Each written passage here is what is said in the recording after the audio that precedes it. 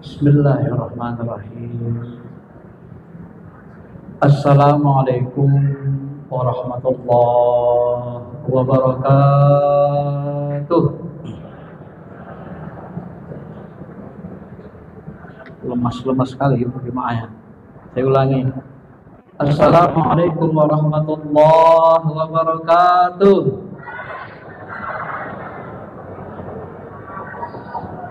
Alhamdulillahilladzi nawwara qulubana binuril iman wal islam wal ihsan.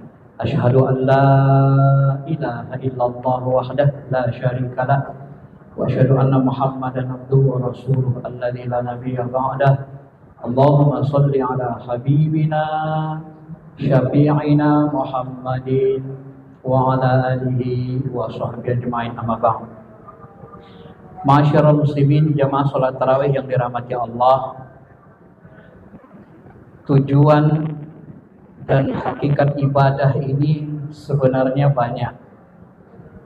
Ada beberapa yang paling penting yang harus kita perhatikan.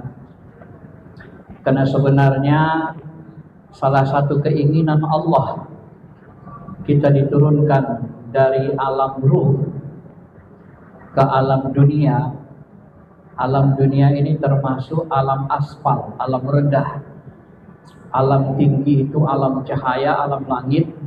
Itulah kampung halaman kita. Karena hakikat diri kita sebenarnya adalah ruhani, bukan jasmani. Jasmani ini nanti setelah mati dia kembali ke tanah, hancur. Sedangkan rohani kita kembali ke asalnya, alam cahaya, alam keabadian. Bagi orang-orang yang kembali dalam keadaan suci bersih, maka dia akan dimuliakan.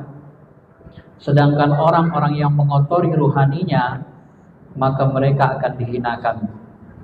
Ma'asyiral muslimin, jamaah salat tarawih yang dirahmati Allah. Allah Subhanahu wa taala berfirman, "Wa ma khalaqtul jinna wal insa illa liya'budun." Sebenarnya aku menciptakan jin dan manusia ini supaya mereka mengabdi. Kata Ibnu Abbas, liya'budun di sini adalah liya'rifun. Liya'budun maksudnya adalah liya'rifun, supaya kalian mengenali Allah. Kita bertanya, kenapa Ibnu Abbas menafsirkan liya'budun menjadi liya'rifun? Karena sebenarnya ma'asyiral muslimin, kalau kita mau menyembah, mau mengabdi kepada sesuatu atau seseorang atau zat yang maha suci, maka yang pertama kita lakukan harusnya adalah mengenali siapa yang kita sembah. Bagaimana mungkin kita beribadah kepada sesuatu yang kita tidak kenal? Maka dari hal inilah ulama membuat kaidah awaluddin ma'rifatullah. Awal agama ini sebenarnya adalah tauhid, kenal Allah. Perhatikan bagaimana Nabi menjalani kehidupan. Sebelum dia diangkat menjadi Nabi, menjadi Rasul, beliau itu semedi di Gua Hira 3 tahun setengah menurut riwayat. 3 tahun setengah semedi, buat apa itu? Untuk apa itu? Tiada lain kecuali adalah untuk membeningkan kembali ma'rifatnya, qalbunya, sehingga dia bisa kembali mengenali Allah. Ilmu yang sudah beliau terima, yang sudah dimiliki di alam ruh, itu kembali bercahaya dan dia bisa melihat Jibril. Dan saat itu beliau SAW juga mengenali Allah. Apabila hati sudah bersih, sudah kenal dengan Allah, barulah boleh turun ke bumi, turun ke masyarakat, ramai memperbaiki. Kenapa? Karena kalau kita tidak bersih, kalau kita tidak kenal Allah, bagaimana kita mau mengajak manusia ke Allah sementara kita sendiri tidak kenal siapa itu Allah? Bagaimana kita mau memperbaiki masyarakat sementara qalbu kita masih rusak? Maka seluruh para kekasih Allah, baik para nabi, para wali, mereka membersihkan dulu diri mereka, menyelesaikan dulu. Selesai dengan dirinya, baru mereka terjun ke tengah-tengah masyarakat. Supaya apa? Sebab kalau tidak bersih, tidak suci, maka yang kita lakukan adalah nanti pengerusakan. Masyarul muslimin, jamaah salat tarawih yang dirahmati Allah. Maka itulah Dalam surah Yusuf ayat 108 Allah mengatakan kepada Nabi, "Qul," katakanlah hai Muhammad, "Hadhihi sabili," inilah jalanku. Apa jalan Nabi? Ad'u ilallah, mengajak manusia kepada Allah, mengajak manusia mengenali Allah, mengajak ruh kita kembali kepada Allah dalam keadaan suci. Kenapa kita diajak kembali kepada Allah dalam keadaan suci? Karena memang kita hakikatnya makhluk langit. Rumah asli kita, kampung halaman kita, alam cahaya, bukan bumi. Di sini 60-70 tahun saja. Tidak ada orang yang mau hidup selamanya di bumi ini. Tidak ada yang bisa. Yang 100 tahun saja bisa dihitung jari. Tapi di alam keabadian, apabila kita mati maka dibacakan doa, Inna lillahi wa inna ilaihi raji'un. Kita berasal dari Allah dan kembalinya kepada Allah. Jangan tidak kembali. Bagaimana supaya bisa kembali? Mau diajak kembali kepada Allah? Kuncinya satu dalam ayat ini. Ala basiratin ala wa manittaba'ani. Kuncinya adalah ala basirah. Basirah itu adalah ainar ruh, mata ruh. Artinya apa? Buat ruh kita melek lagi bahwa asal diri kita itu bukan bumi. Kita bukan makhluk bumi, kita makhluk langit, makhluk alam cahaya, alam keabadian. Itu hakikat diri kita. Maka melekkan dia, ala basirah, buka mata hatinya, basirah, ainar ruh, buka mata roh itu, ingatkan dia, buka mata hati itu, sadarkan dia. Sebab kalau tidak disadarkan, kita akan tidur terus. Seperti dikatakan Nabi, kamu di dunia ini adalah seperti orang tidur. Kalau sudah meninggal, ruh kita melek, baru dia lihat segalanya, baru dia bangun dari tidurnya. Ini bahaya. Ya. Masyarul muslimin, jamaah salat tarawih yang dirahmati Allah. Bagaimana menyadarkan ruh kita, ainar ruh? Tidak ada lain kecuali dengan cara membersihkannya. Maka fa'alhamaha wa nafsi wa ma sawwaha fa'alhamaha fujuraha wa taqwaha qad aflaha man zakkaha. Demi jiwa, ruh penyempurnaannya, dikasih hawa nafsu, dikasih akal, dikasih mata, telinga. Ruh kita ini dulu sangat cinta sama Allah, dekat. Walaupun makrifatnya belum sempurna, tapi dia dekat sama Allah. Bersama Allah di alam laut. Begitu dia diturunkan ke bumi, ke alam rendah, disambungkanlah ruh kita ke jasmani. Kata ulama, alat nyambungnya napas. Kalau nggak percaya alat penyambungnya napas, silahkan tahan napasnya setengah jam, 1 jam. Kita lihat apa yang terjadi. Begitu kita menahan napas 1 jam, maka ruh dan jasmani akan terpisah. Mereka pecah, kongsi, pisah. Itulah yang disebut dengan kematian. Maka ruh itu tidak mati, tapi dia merasakan kematian. Kullu nafsin za'iqatul maut. Setiap jiwa, setiap ruh, za'iqah, zauq, merasa. Bukan mati, tapi merasakan kematian. Apa yang dimaksud kematian? Pisahnya ruh dari badan. Nah, ketika ruh kita diberikan jasmani, dia bisa menggunakan bola mata, menggunakan hawa nafsu, menggunakan akal, telinga, tangan, kaki. Kalau ibarat orang sekarang bilang, sudah punya mainan baru. Anak-anak kalau dikasih mainan baru, dia lupa. Lupa dia sama Allah ini, ruh kita ini. Lupa jiwa kita ini sama Allah. Maka disitulah diutus Nabi. Disuruh kita berguru kepada ahli makrifat, kepada nabi, para wali, zaman sahabat, tabi'in, terus sampai hari ini. Untuk apa? Untuk membimbing ruhani kita supaya bersih, suci.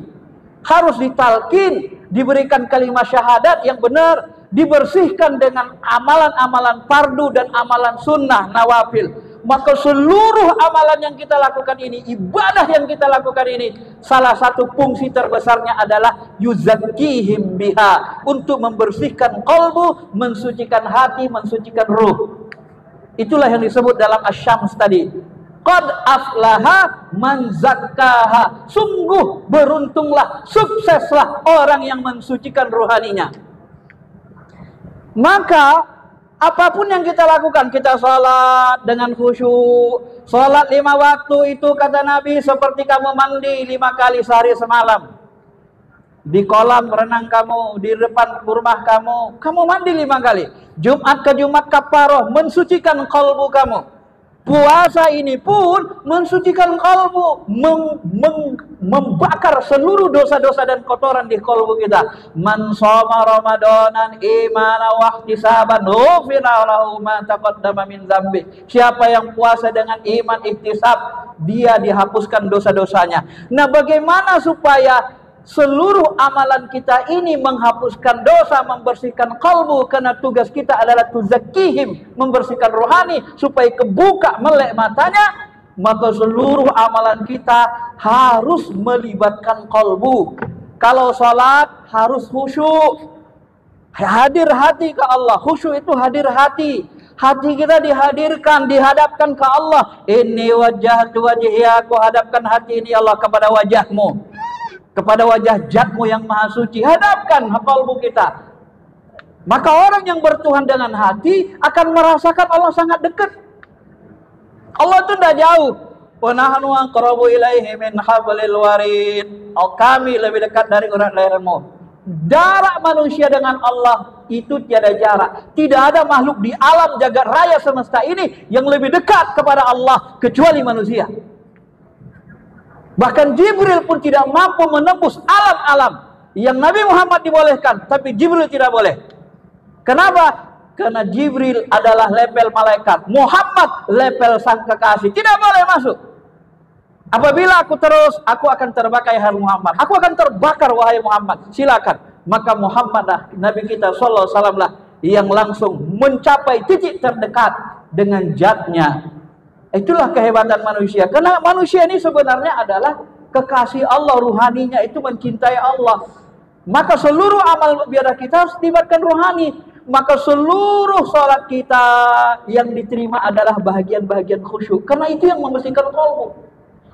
Puasa, tadi kita bacakan hadisnya. Kalau puasa kita mau diterima, ada 2 syaratnya. Imana wahtisaba, keimanan itu dalam hati, wahtisaba dengan ikhlas, wahtisaba dengan dari kata hasabah, menghitung mawas diri, dengan muraqabah, merasa diperhatikan Allah. Kalau puasanya dengan iman, dengan muraqabah, maka puasa kita ghufira lahu ma taqaddama min dzambi, baru bisa menghanguskan seluruh kekotoran-kotoran kalbu. Tapi kalau tidak pakai iman, tidak pakai ihtisaba, tidak terlibat hati, tidak terlibat ruh, maka puasa kita itu man kam min shaimin laisa lahu jaza illal ju wal atos. Tidak ada berapa banyak, kata Nabi, orang yang puasa, tidak ada yang dia peroleh kecuali al-atos wal ju', lapar dan haus, haus dan lapar saja. Kenapa? Karena kalbunya tidak ikut puasa. Maka puasa yang paling tinggi makomnya, kata Imam Ghazali, adalah puasa hati, puasa kalbu. Apa itu puasa hati, puasa kalbu? Hati kita tidak boleh berpaling dari Allah. Ruh kita harus dihadapkan terus-menerus kepada Allah. Saya kan kerja Ustadz, banyak kerjaan. Bagaimana ruh saya, hati saya terus-menerus ke Allah? Bisa. Bisa. Bagaimana caranya? Caranya adalah kita harus mencintai Allah. Coba perhatikan ketika kita cinta kepada seseorang, walaupun kita nyetir mobil, kadang kita senyum sendiri, teringat. Walaupun nyetir mobil, walaupun kita lagi ngetik, kita senyum sendiri. Padahal kita ngetik, tapi hati kita kepada orang kita cintai. Itu perumpamaan. Maka seluruh apa yang kita lakukan nanti adalah untuk mengabdi kepada Allah. Maka antara pengabdian, kebersihan hati, makrifat itu menyatu. Apabila bening kalbu kita bersih, hati kita tembus makrifat kita, kenal kita dengan Allah. Apabila kita kenal dengan Allah, maka hati kita akan mencintai Allah. Inilah yang disebut Allah di dalam hadis qudsi, wa ma taqarrabu ilayya 'abdi bi syai'in ahabba ilayya mimma aftaratu alaih.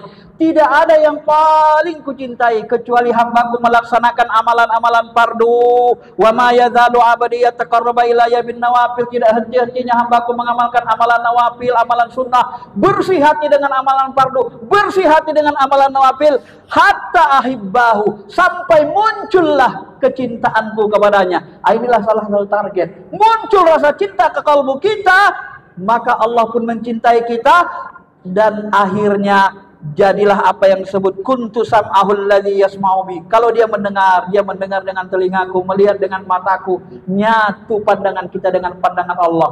Maksudnya apa itu Ustaz? Kita syariatkan biar mudah memahaminya. Kita memandang dengan pandangan Allah. Ketika Allah mengatakan dunia ini adalah mata'ul ghurur, kesenangan menipu, maka kalbu kita bisa menyaksikan bahwa bumi dunia ini betul-betul menipu. Kenapa tidak menipu? Kita cari makan, cari kertas, banyak kertas, kita makan, kita buang jadi kotoran, makan lagi cari kotoran, makan cari kotoran. Kita cari mobil, beli besi, simpan mobil besi 100 tahun jadi besi rongsokan. Kita beli rumah batu mewah, nanti rumahnya hancur, kita tinggal. Loh, hidup kita kok buat kotoran, produksi kotoran, mencari kertas, cari batu, cari besi. Apakah untuk ini kita hidup? Dan semua batu besi bumi ini kita tinggal. Yang mana yang mau kita bawa ke kubur? Apakah ini tidak menipu? Berapa banyak orang saling bunuh kena kertas? Berapa banyak orang saling bunuh kena sejengkal perut? Berapa banyak orang saling sikut karena besi, kena batu? Dan ini menipu. Kalau tidak ada Allah di dalamnya, maka kita akan tenggelam dalam tipuan-tipuan kehidupan dunia matal ghurur. Mudah-mudahan bisa dipahami, dan mudah-mudahan Allah membantu kita untuk istiqomah. Terima kasih. Assalamualaikum warahmatullahi wabarakatuh.